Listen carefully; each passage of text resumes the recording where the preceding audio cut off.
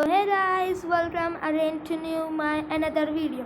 तो गाइस इस brand new video में हम आ चुके हैं। तो आज की इस वीडियो में हम NCERT क्लास 8 चैप्टर साइंस के चैप्टर 1 का पार्ट 4 पर पढ़ेंगे। यहाँ पे हम ट्रेडिशनल टूल्स पर थे। The tools used traditionally for sowing seed shaped lightly funnel. ये टूल हमको 1.2 में दिया गया। कहाँ गया 1.2? ये रहा सीड ड्रिल 1.2 का ये रहा ट्रेडिशनली फनल टाइप का जो यहाँ पे है। तो द पारंपरिक रूप से बीजों को जो बोने वाला है इस्तेमाल किए जाने वाले औजार काफ़ी टफ टाइप के आकार के हो, यानी कि जो फनल टाइप का जिससे पेट्रोल मिट्टी का तेल वगैरह डालते हैं उस आकार का होता है। The seed are field into the funnel passed down through two और trees pipe having sharp end. जो बीज की तो टैप होती है, बीजों की टैप तो अंदर डालने से ये तीनों नोकीले सिर वाली जो पाइप होता है, जो जिसका नीचे साइड का हिस्सा बहुत ही शार्प होता है, नोकीला होता है, वहाँ से हो करके जो मिट्टी में जाता है, गुजरता है। These and piece into the soil and piece seed there। ये जो सिर होता है मिट्टी को भेद कर, मिट्टी को यानी कि खोद कर उसको बीज को मिट्टी के अंदर तक पहुँचाता है अच्छी तरह से। ये देखिए हम लोग का ये जो बना है इस टाइप का, इसको कहते हैं फनल। तो फिर आता है इसमें ही ट्रेडिशनल टूल का में second seed drill. Nowadays the seed drill is used for sowing with the help of tractor। आजकल की बुनाई जो होती है उसके लिए सीड ड्रिल से कंट्रोल करने, ट्रैक्टर से, जो ट्रैक्टर होता है उससे कंट्रोल करने वाला ट्रैक्टर में लगने का एक औजार आ गया जिससे सीड ड्रिल कहते हैं। वही आजकल की बुनाई का सबसे आसान साधन है। ये 1.2 से बी में बना भी है। ये रहा सीड ड्रिल, जिन्होंने देखा अधिकतर लोग तो देखे ही होंगे। This tool so seed in uniformly at proper distant and depth. यानी कि ये जो टूल होता है वो जो सीड को एकदम फॉर्मल मेथड में करता है और एकदम प्रॉपर डिस्टेंस यानी कि एक बराबर डिस्टेंस यानी कि दूरिया में ही सीड को डालता है। It's necessary that seeds get covered by soil after snowing। जो इससे सीड गिरते हैं वह सॉइल से कवर हो जाते हैं आफ्टर, यानी कि सोइंग के बाद में ही वो जैसे ही सीड डलते जाते हैं वह कवर भी होते जाते हैं। This prevent damage caused by birds. यानी कि इससे पंछियों के खाने में इस बीज से पंछी जो होती है वो खा लेते हैं जो बीज ऊपर रह जाते हैं, इसलिए इससे बीज भी बचते हैं जो पंछी नहीं खा पाते हैं। Sowing by using seed drill save time and labours time. जो ये सीड ड्रिल होता है उसकी वजह से हम लेबर्स के टाइम भी बच जाता है और सबका टाइम भी बच जाता है। सोइंग में ज़्यादा टाइम भी नहीं लगता। फिर बूझो बोलता है There is a necessary nearby school। I found that little plant were kept small batch। Why are they kept like this? यानी कि मैं जब विद्यालय थे सिमाले यानी जो वहाँ पे पौधेशाला यानी कि जो गार्डन था वहीं पे मैंने एक छोटा सा पेड़ देखा जो पन्नी छोटे थैले से रखा गया था। फिर पहली बोलती है Seed a few plants such as paddy are first grow in necessary when they grow into the plants they are transplanted in the field manual। Some forest plant are flowering plants are also grown in nursery। जो nursery होते हैं वो धान जैसे कुछ पौधे होते हैं जो पहले सीड रहते हैं उनका उपयोग बाद में भी किया जा सकता है। खेतों में अधिकतर ये यूज़ किए जाते हैं। और कुछ वन यानी फॉरेस्ट के पेड़ होते हैं, वह आसानी से ही आपको नर्सरी में मिल जाते हैं और वहाँ पे अच्छी तरह ग्रो भी कर लेते हैं वो जो प्लांट होते हैं। Unappropriative distance between the seed is important to avoid overcrowding in plant। जो पौधे के अधिक दाने जो होने हैं रोकने के लिए जो बीजों के बीच उतनी दूरी होने यानी कि जो बीज की डिस्टेंस होती है वो अच्छी तरह होनी चाहिए और ये बहुत ही ज़्यादा ज़रूरी है फसल के लिए। This allow plants to get satisfies the sunlight naturally, water from soil, something a few plants have to be removed to prevent overcover। इससे पौधे को सूर्य का प्रकाश और पोषक एवं जल मात्रा पर्याप्त मात्रा यानी कि वो जो सूरज के जो सब कुछ होता है वो सब एक लिमिट तक ही मिलता है, जो पौधे के लिए अच्छी बात ही है। और अधिक वो उसका जो पोषण होता है मिलने से कुछ पौधे निकल कर हटा दिए जाते हैं। उसको जब ज़्यादा मिलता है तो कुछ घास फूस भी उगने लगती है, घास वगैरह घास टाइप के, तो उनको हटाया भी जाता है। एडिंग मैन्योर एंड फर्टिलाइजर्स यानी कि जो खाद को उपकरण को डालना जो पौधे होते हैं।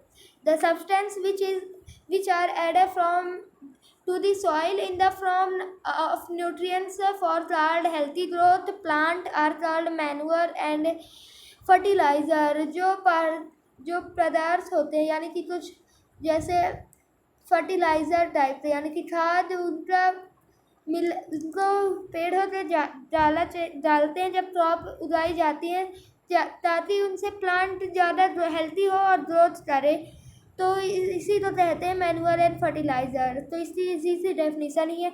The substance which are added soil from nutrients for the healthy growth of plant are called manure and fertiliser. तो यहीं पे पूछो बोलता है फिर से। I saw healthy crops growing in a farm in the neighbour's farm the plant where wheat why do some plant grow better and then other.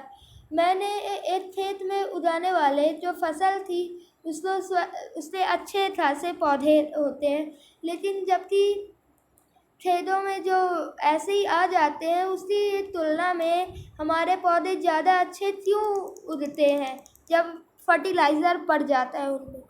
तो अब वही आगे बताया गया है। Soil supplies minerals nutrients to the crops. These are nutrients are essentially for the growth of plant in certain areas। farmers grow crop after crop in the same field। यानी कि जो फार्मर्स रहते हैं जो मिट्टी की फसल खींचने पदार्थ यानी कि उसमें जो पदार्थ है पौधे से कुछ बच जाते हैं आवश्यक होते हैं, तो उसी क्षेत्र में किसान दोबारा भी वह फसल उगाते हैं वहीं पास, तो उसी के एक बाद दूसरी फसल उगाते रहते हैं। इसी वजह से ये होता है।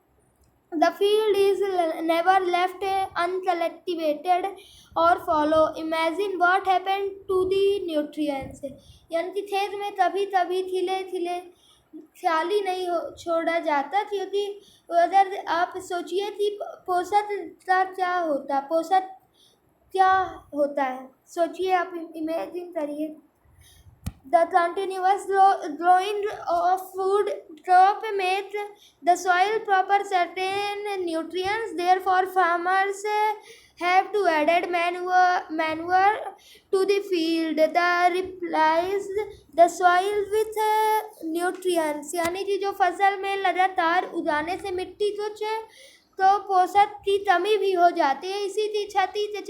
इसी के उसके चलते साइड इफेक्ट के चलते ही कोई किसान की खेती खाद देने लगती है उनसे जहाँ पे वो मिट्टी वगैरह पड़ी रहती है। The process is called manuring. जो अभी है बताया गया उसी की जो प्रोसेस रहती है वो मैन्योरिंग कहलाती है। improper of inspection manure in result in wheat plant, यानी कि ये जो कहलाता है उससे खाद देने के बाद पौधा कमज़ोर हो जाता है, यानी कि ज़्यादा खाद जब दे देते हैं तो उसके बाद पौधा कमज़ोर भी होने लगता है कुछ ही हफ्तों में ही। Manure is organic substance obtained from decomposition of plant और एनिमल वेस्ट। जो मैन्योर होता है वो जीव जंतुओं का ही पदार्थ है जो मरे हुए जानवर या फिर प्लांट से वेस्ट से ही बनता है। Farmers dump plant and animal waste in pits at open place and allow to decompose. जो फार्मर्स रहते हैं वह जो एनिमल का वेस्ट रहता है और प्लांट का उसको खुली जगह में रख देते हैं जिससे वह आसानी जल्दी ही डिकम्पोजिशन हो जाता है। The decomposition is used by some microgerm. जो ये प्रोसेस होती है डिकम्पोजिशन की वह छोटे छोटे माइक्रोब्स यानी कि माइक्रो ऑर्गेनिज्म, छोटे कीड़े, रेड वॉर्म हो गया, इन्हीं की वजह से पूरी हो पाती है। The decomposed matter is used as organic manure. जो डिकम्पोज्ड मैटर होते हैं यानी कि जो सड़ा हुए चीज़ें होती हैं वह इसीलिए मैटर इसी ऑर्गेनिक मैन्योर में ही यूज़ किया जाता है। You have already learn about where microorganism in class 6। आपने ये पहले ही पढ़ लिया होगा क्लास 6 में। एक्टिविटी 1.2 इसमें यही एक्टिविटी दी गई है। तो आज का वीडियो हो गया। एक्टिविटी 1.2 टेक अ मून, ये आप पढ़ लीजिए जब मैं एक्टिविटी नहीं पढ़ाऊँगा, अभी बहुत ज़्यादा लंबा चल जाएगा। Did all the plants in all the classes grow at this some piece? Which class showed better growth of plant? In which class was growth fastest? Fertilizer are chemical substance which are rich of particular nutrients। ये जो तो हमने कई 3 गिलासों में पौधे के अलग अलग तरीक़ों से लगाया। किसी गिलास में पौधा ज़्यादा बेहतर है और किसी गिलास में ज़्यादा अधिक नहीं हो पाया है। उसी की फिर फर्टिलाइज़र और केमिकल के रिच पर्टिकुलर यानी कि जिसमें ज़्यादा होगा वो ज़्यादा ग्रोथ करेगा और जिसमें कम वो कम। How are the different from manure. या अब इसमें बोला गया है कि वह खाद से कैसे भिन्न है, यानी कि वह जो फर्टिलाइज़र होता है उससे कैसे अलग है ये manure. Fertiliser are produce in factories. Some example fertiliser are urea, animals and sulphur, super phosphate etcetera. यानी कि ये जो फर्टिलाइज़र होता है वह फैक्ट्रीज में बनाया जाता है, या जैसे कि यूरिया हो गया, एल्युमिनियम सल्फेट हो गया, सुपर फास्फेट हो गया, etc. The use of fertilizer has helped farmer to get better yield for crop such wheat and paddy and maize। यानी ये जो फर्टिलाइज़र का यूज़ होता है यानी कि खाद का यूज़ फार्मरों के लिए ही फार्मर करते हैं क्योंकि उनकी ज़्यादा अच्छी खेतों में क्रॉप हो, जैसे कि वीट हो रही, गेहूँ हो गया, चना, भुट्टा हो गया और चावल हो गया। But expensive use of fertiliser has made the soil less fertilise.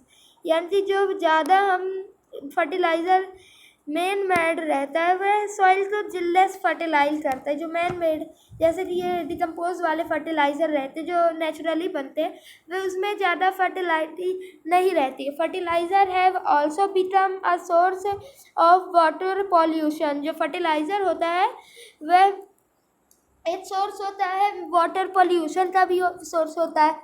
Therefore, in order to maintain the fertilizer of the soil, we have to substitute fertilizer by organic manure or leave field uncollective flow in the to crop।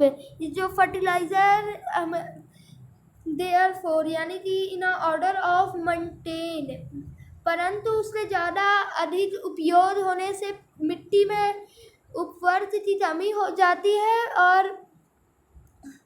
और वह उपवर्त स्थानों पर जबकि खाद का उपयोग करना चाहिए अथवा दो फसल के बीच में खेत को कुछ समय के लिए बिना कुछ उपयोग छोड़ देना चाहिए, यानी कि खाली छोड़ देना चाहिए दो फसल जब होती उनके गैप में।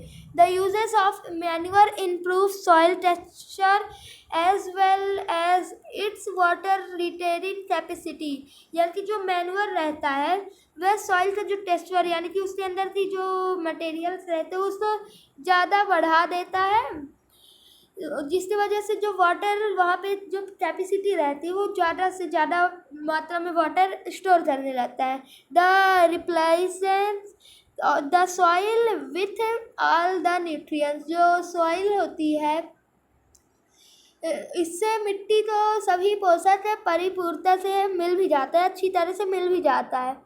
Another method of relationship the soil with nutrients it's through crop rotation, यानी कि जो मिट्टी में पोषक फसल के चक्रण जो होता है यानी कि उसके जो हर मौसम में होता है पोषक तत्वों के अच्छी तरह से मिल ही जाता है।